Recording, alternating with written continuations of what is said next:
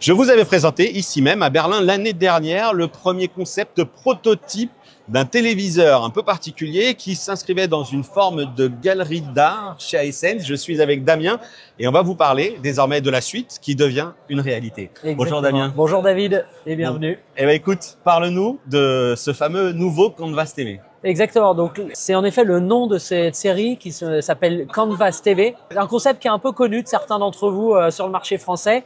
L'objectif, c'est de rendre le téléviseur complètement invisible et d'avoir une œuvre d'art à la maison. Aujourd'hui, à Hisense, on assume, on vient avec ce type de produits pour les rendre plus accessibles au marché français, alors qu'aujourd'hui, c'était des produits assez élitistes que tout le monde ne pouvait pas s'offrir.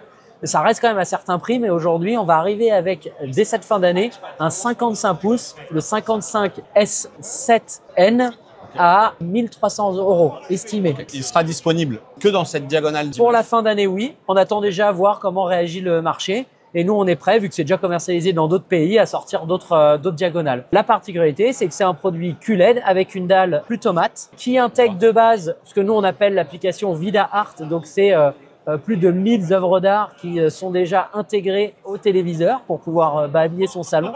Mais évidemment, tout l'intérêt, c'est aussi de pouvoir y mettre ses propres photos personnalisées. Donc ça passe par le VidaArt qui est une extension de votre système d'exploitation, VidaOS. Ouais, qui a une fonctionnalité. Donc tu l'as dit, c'est un téléviseur technologie LCD. Est-ce que tu as quelques autres informations à nous livrer sur cette partie de télé? Parce que c'est quand même aussi un sujet qui nous intéresse. Qu'est-ce que je peux faire avec ça? Je peux faire du gaming? Voilà, comment ça se passe? Alors, très bonne question. C'est en effet un QLED 144 Hz qui intègre un caisson de basse. Ça, c'est pas mal aussi sur la partie son. C'est évidemment et avant tout un téléviseur. Donc, je peux en faire tous les usages que je souhaite sur un téléviseur. Mais la différence, c'est quand il se met en veille. Bah là, vous avez un petit exemple. Vous avez des beaux visages qui tournent depuis tout à l'heure. Parce qu'il y a des photos qui sont prises et on les intègre sur le produit. J'ai la chance de pouvoir avoir un tableau. Okay. Donc, c'est vraiment là, un téléviseur. En fait, que les images qui sont prises là, ce sont des gens qui passent sur le salon. Voilà, exactement. D'où le côté un peu malaisant des photos. C'est ça.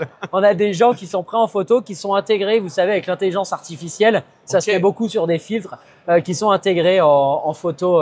Donc en fait, ça peut faire un grand cadre photo à la maison. Et ça peut faire des soirées aussi très drôles avec les amis quand on veut faire des petites animations télé. Ok. J'ai quand même envie de te demander l'aspect connectivité et si tu devais le positionner sur ta gamme de téléviseurs conventionnels, quelle serait la base technique? Parce qu'on n'est pas sur du mini LED, tu l'as dit, c'est du QLED. On est sur du QLED. Oui. On n'est pas sur du mini LED, on est vraiment sur du QLED. Donc un LCD à rétroéclairage direct LED, avec une très belle. J'ai pas cette information, c'est une bonne question. On pourra le repréciser si besoin.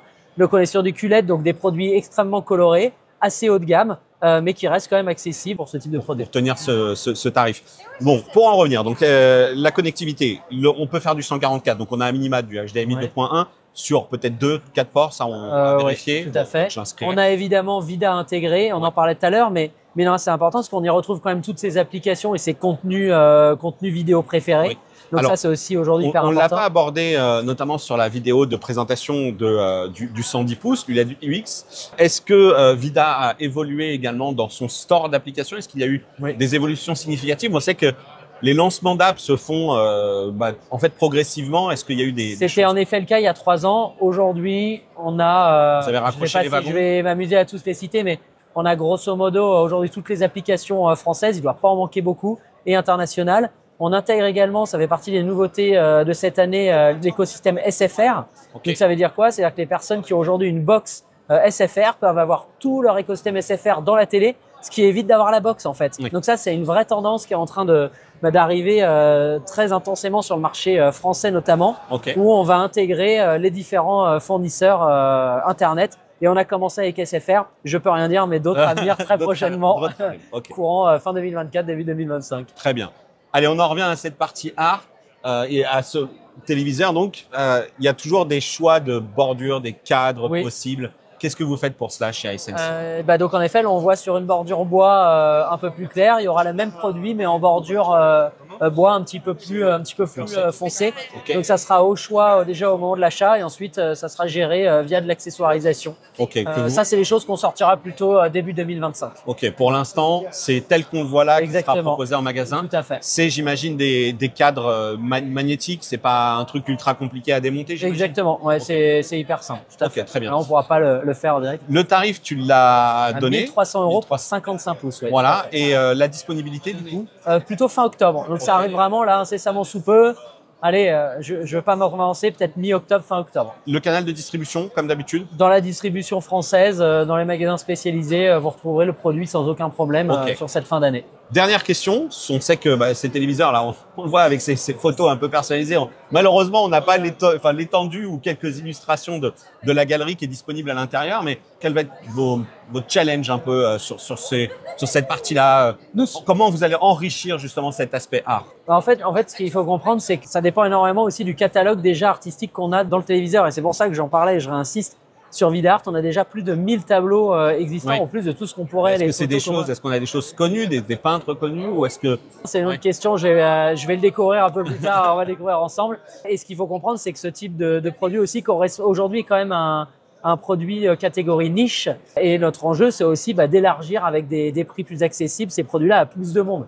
Tu sais qu'en voyant ça, j'ai envie de solliciter la dame pour lui dire « Prenez-moi en photo, je veux voir ce que ça donne en live. » On va le faire. Ouais, je pense qu'il est… Alors attends, parce qu'on va avoir une demoiselle qui va être prise en photo. Tiens, regarde, superbe. Tu veux un truc un peu plus futuriste ou un peu plus… Ok. Ouais, ça fonctionne bien. Là, c'est une demoiselle qui s'est fait prendre en photo et qui effectivement s'est fait incruster sur un fond. En plus, elle était absolument pas, elle est absolument pas habillée comme ça. Donc là, finalement, dans la reconstruction de l'image, il y a les lunettes parce qu'elle n'avait pas de lunettes. Je sais plus si elle avait des lunettes, mais le détourage est quand même super propre et l'intégration, le choix du vêtement aussi, c'est pas mal du tout. Hein. Ok, donc la nouvelle réalisation. Et tu veux filmer, filmer le shoot alors du coup.